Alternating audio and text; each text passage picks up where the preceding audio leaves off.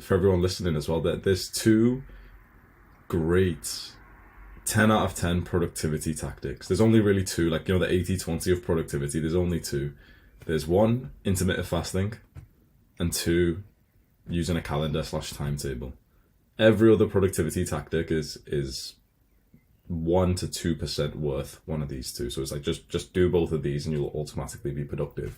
But then you need the right mindset for them. It seems like with the calendar, you're not able to like utilize it as much as it could help you. Have you ever had a point of using the calendar where it was like really helpful and it was awesome and you knew exactly what to do at what time and you really liked it? Because how do we define best?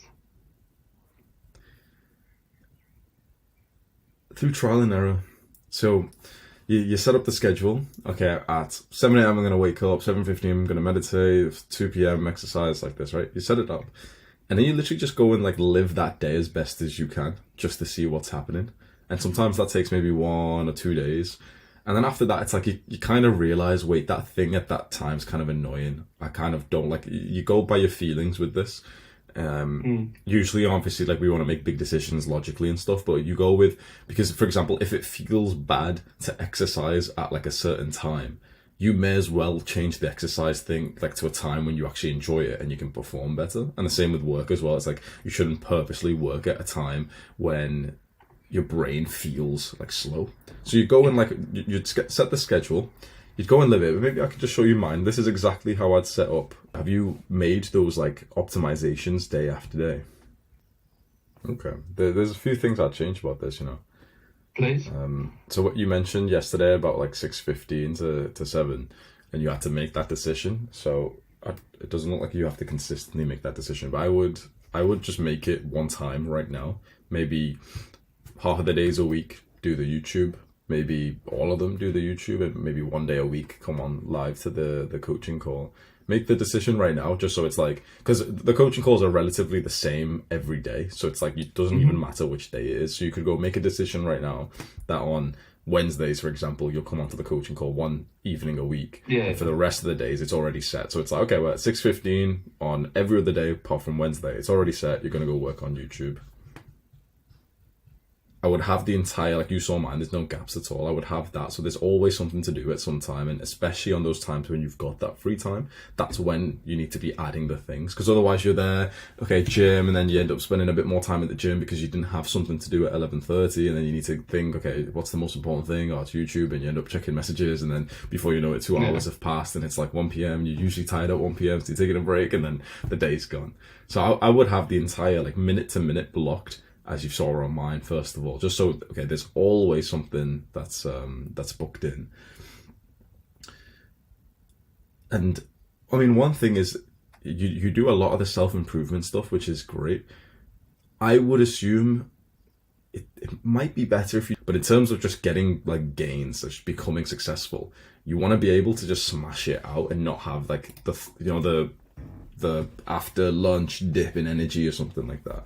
Another thing I'll say is I think you could use a bit more of a consistent routine as well. So I noticed you've got the morning routine, the nighttime routine, which is fantastic, and it's all at the same time. I would add all the meals you eat and gym as well, always at the same time if possible. So essentially whatever your job allows you to eat and to train, I would then do. That's already like 5 moments of your block that's filled out. So what you can actually do, if I was you, because you've every single time I go off the schedule, because I've already optimized my day so well, so it's like no day is better than my set day. So it's like no matter what it is, meeting a girl, whatever it is, it's like I actually like enjoy my life more when I just follow the schedule. So I try and follow it like as best as I possibly can. But I do have this kind of like relaxed psychological feeling to it, that if I end up looking at it and, you know, I've had to do this weird task for the last while and I missed lunch, or, you know, I've been working really hard. Like I worked on the sales page for Adonis School for like 10 hours straight by accident. Like I was in a complete flow state. I was making all the memes and everything on it. So it was like 4 p.m. I woke up at like 6. It was like 4 p.m. So I missed lunch. I missed everything else there.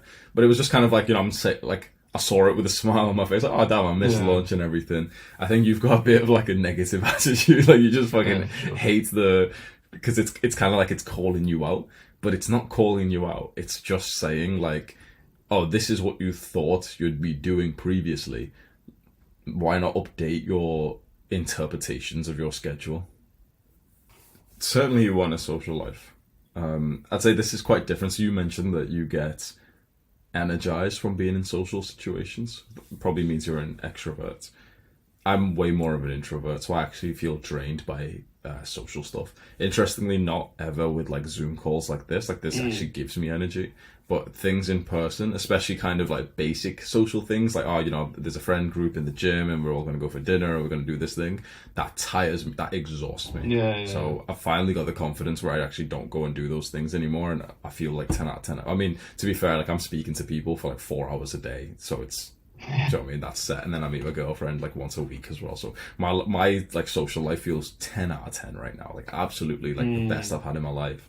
But that's just based on me. For you, Alex Hormozi has that advice where he says, like, figure out the season of life from probably the 5 top things in your life, you know, 5 top goals you've got in your life, like your work, purpose, your relationship, health, for example.